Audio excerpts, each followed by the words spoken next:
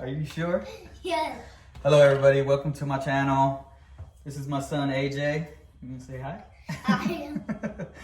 So I made this as a reference for him to start learning about cars and being able to work on them, know all about it. I'm not an expert, so don't follow me for everything that we're doing, but I'm trying to help him just like my dad helped me when I was growing up. I actually just got word from my dad. When I was 16, 17 years old, I was able to change a whole transmission on a 2004 Crown Victoria.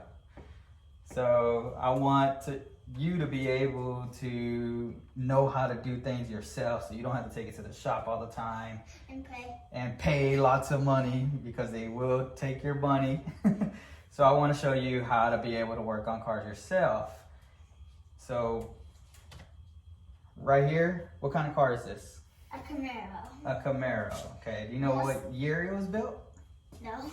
So this is a 2011 Camaro SS. It's a manual 6-speed. Manual 6-speed means it's the transmission. There's 6 gears in it. Okay. Okay, but today we're gonna go over everything that's in the engine compartment and explaining to him what different what are their purposes and needs for the car to run, or if anything was to happen, he'll know where that specific part is to replace it, or understand how to diagnose any problems moving forward. So, you ready? Yes. All right, we're gonna jump right back in. We're gonna jump right into it. The very first part I want to show you is this whole part right here. So from this tube going all the way to this filter, this is called the cold air filter. Okay? So every car needs an air filter to process all the air that it gets into the engine, because an engine needs fuel, air, and spark to run. Okay? So having a good air filter will be able to help your car run to the best of its potential. Now, there's so many studies of what kind of air filter to get, so it's up to them if they want to take that. But for me and you, this is our car, and this is going to be your and your brother's car. So I want you to be able to know how to manipulate everything for this car and what you can do. And I know you want to get your own car to race me when you grow up. It's going to be faster than his when I can afford it.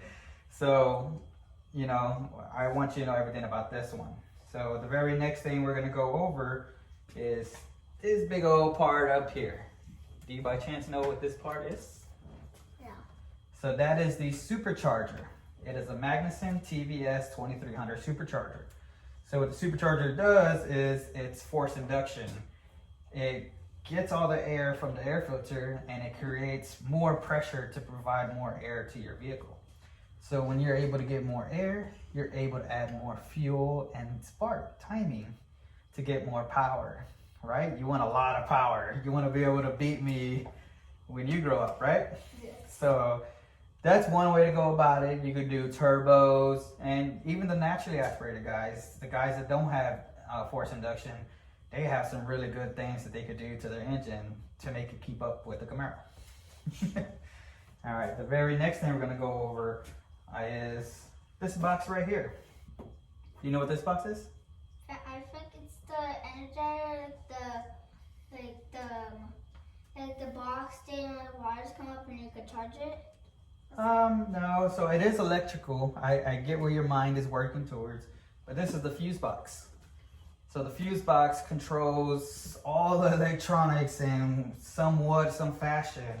So if you were to have something out, let's say your horn's not working, you go open this box and then there's a legend with all the fuses, and you could read the legend and look to see, oh, okay, my horn is number 50, and then it'll tell you which one's number 50. A lot of cars nowadays come with its own little tool. So you grab 50, you pull it out, and you check your fuse. Now, another way you could check fuses is we we have different tools, but we're gonna go over the tools in another video because there's so many tools. Remember, ever since you were 3 years old, I've had you bring me tools, and I told you the difference between screwdrivers, flatheads, ratchets, wrenches, sockets. So now that you're 7, you know the numbers on them. So if I ask for a 15mm socket, you should be able to go to the toolbox and give me a 15mm socket. Okay, so this is your fuse box. And my dad has a lot of tools. He almost has all of them in his entire recipe. I wish I had all the tools. I need all the tools to be able to work on your own stuff. You need your tools. So I can't wait till you get your own tool set one day. Okay, the very next thing we're gonna go over, you pointed at this earlier. This little guy right here, that is the flex fuel sensor. That reads the ethanol percentage that you have in your gas tank. So you know when I go put gas at whatever gas station I go to, majority of them are just regular pump gas. Except with this car, I could put E85. So E85 is another form of fuel that could burn cooler and be able to give me more timing to more power. Okay? Okay, the very next thing, what do you think this thing is called? I actually don't know, but it actually... What does it look like? Kind of looks like the tape things where you put it on, put on something. Okay. And stick it. Yeah. What do you use to hold your pants up? A belt. Yeah. So a car needs a belt too. So this is a belt. This controls everything for the engine to run. Now the engine can run without that, but you need the belt to control your AC. You love AC in the car, right? Especially when it gets hot here. Yeah. It controls the AC, the water pump, the oil pump, the alternator. You need the alternator. So the alternator is way at the bottom. I don't know if you'll be able to see it from there, but it's way at the bottom all the way to the right. Way down there. I see it. So that recharges your battery so your battery doesn't die. So the more you drive, it's gonna keep your battery up to date, okay? Now, most cars have the battery somewhere in here. This car, the battery's not under the hood. The battery's in the trunk on this car. So that brings up the next thing that I'm going to show you is how you were to jump the car if you got no battery or low battery. Let's say you left the lights on or you left your game plugged in my car and it killed the battery for some reason. Okay, the battery shot. I can't open the trunk because it needs the electric button to push it and there's no key thing in the trunk to open. That's not good, right? So the neat thing about this is right here. So this is the positive side. So you connect the jumper cable right here, red to red, black to ground. So black to black, red to red. So you would connect the cable right here, and we'll go over that sometime so you can see how to do it, okay? So if you ever need help, or if you're with someone that broke down and they need a jump, you can be like, oh, I know how to do a jump, my dad taught me. So eventually we're gonna go over that, but this is a positive post right here to do that, okay? Very next thing is right here. You see this little red can? Yeah. So this is an oil catch can. So when the engine's working, doing its thing, sometimes it releases some oil, and you don't want the oil to go in your intake. What this does is this collects all the oil so it doesn't go in there, so you could so your engine could last longer. Okay? And we're gonna go over is right here. Something very simple that a lot of people forget to do, but nowadays there's a light in the car to tell you when it's low. This is for your windshield wiper. You know how sometimes if, let's say there's dirt or a bird poops on your car and you're like, oh no, gross, there's poop on the car. Or the poop on the windshield. When you turn on your windshield wipers, it smears all the poop. That'd be nasty, huh? So, what windshield wiper fluid does is it sprays it before it starts swinging, so it lubricates it, so it'll get everything off. And then if it's raining, you want to be able to have your windshield wipers working good. So in another video, we'll go over how to change windshield wiper fluid. Windshield wipers, okay? Okay, the very next thing is the brake booster. So this is the brake booster reservoir. This whole entire thing is the brake booster. So since it's a brake booster, what type of fluid do you think goes in here? Actually, don't know. Brake fluid. You get it? So it's a brake booster, but brake fluid goes in. So not only does the brakes rely on this, but the clutch. So in manual cars, you need a clutch. And in this specific car, the clutch uses this fluid too. So that's one other interesting thing. The very next thing. What does that little symbol look like? It looks like the driver wheel inside the car tennis. The steering wheel, right? Yeah. Yeah, it does. Because that's your power steering pump. That's already gone out on me before. So you got to be able to know how to work on it yourself, right? So with that is, we'll go over it if it was to happen again. I hope not, but we'll go over if it happens again. But you take off the belt, take off the 3 bolts to it. You gotta rent a tool to take off the pulley, put it on a new one, bolt it back up and refill it. And then there's braking procedures on how to make sure your car could turn. Make sure your car could turn easy and not so hard. Because if it gets in there hard and you're trying to park, what if you run into somebody? Ooh, that'll be bad.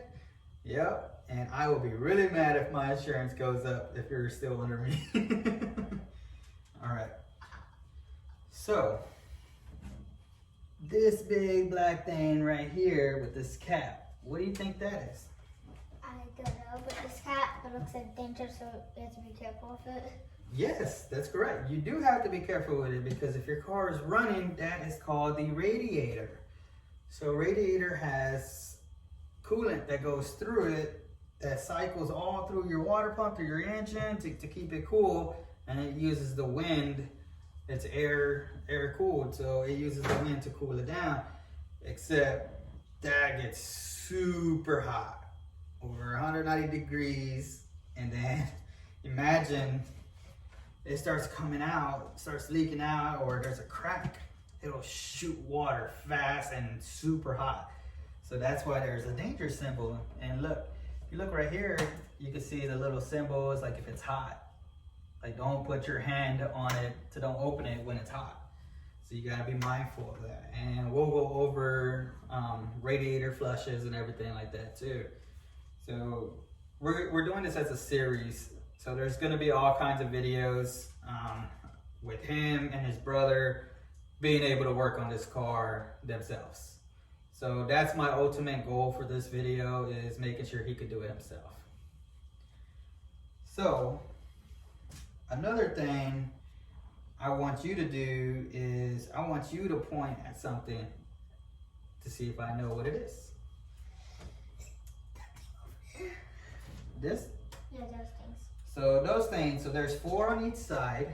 Those are called your coil packs. So coil packs plug into your spark plugs. That's what gives you your spark. Remember I said your car needs air, fuel, spark. Those coil packs control the spark. Okay? So this is a V8. So there's 4 on this side, 4 on that side, okay? Okay, now, so you pointed at this. This is your mass sensor, your mass airflow sensor, okay? So this controls all the air density that your car is receiving to help the computer it basically tells the computer how much it is, so you can compensate for how much fuel you're spending and so on and so forth. All right, you want to point at something else? You feel free to go on that side too if you want.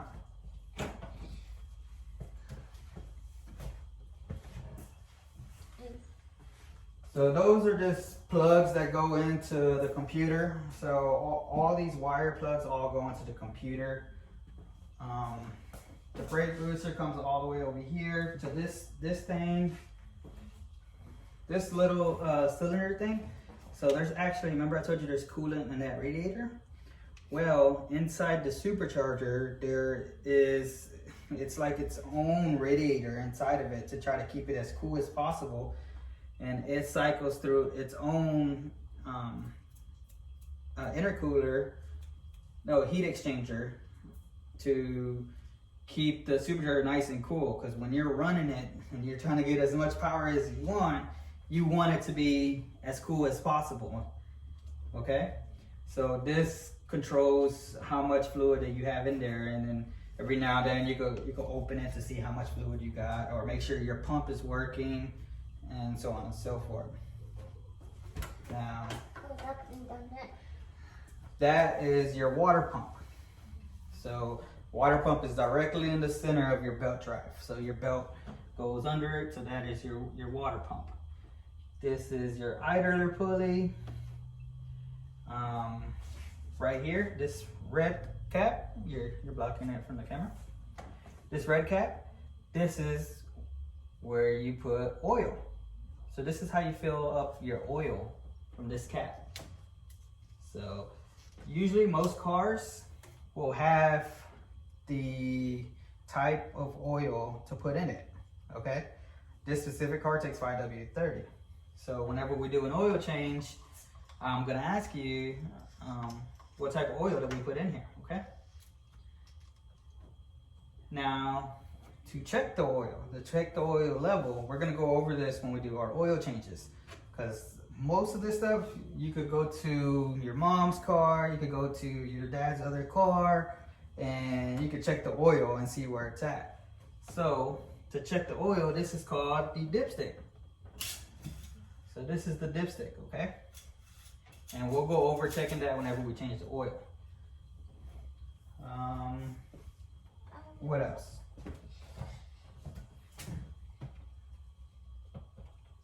We're gonna go over one more thing and then we're gonna pause this. So right there, so that is where the water pump connects to. This is where the thermostat's at. So the thermostat calculates the temperature of the coolant, and it basically knows when to open and when to close. When you warm up your car, you don't want your thing to break, so that's what it basically controls when to open and close. Okay.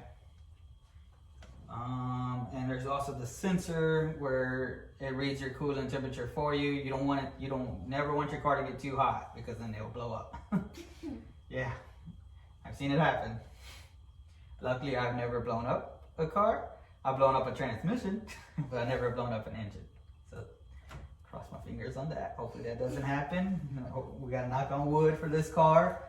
We already changed the supercharger once.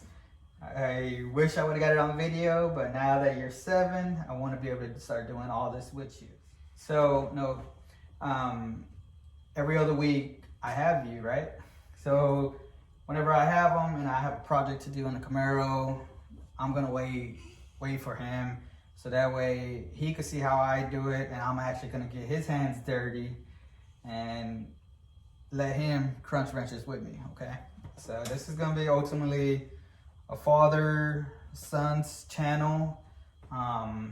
This is for him to refer back to when he's older. I wish I had something like this from all the things that my dad taught me, and I want him to have this. He's really big on YouTube. He watches all those YouTube kids and everything, so I want him to be able to have a video of us and being able to share this moment with me, because he knows how much the cars mean to me. And I just love the fact that he's down for it. That's amazing, and I really appreciate him for that. So we're gonna end it off here. I'm gonna pass it over to my son to do the outro. So go ahead. Bye everybody. Make sure to like, comment, and subscribe and ring the bell to get more notifications of our channel. All right, bye everybody.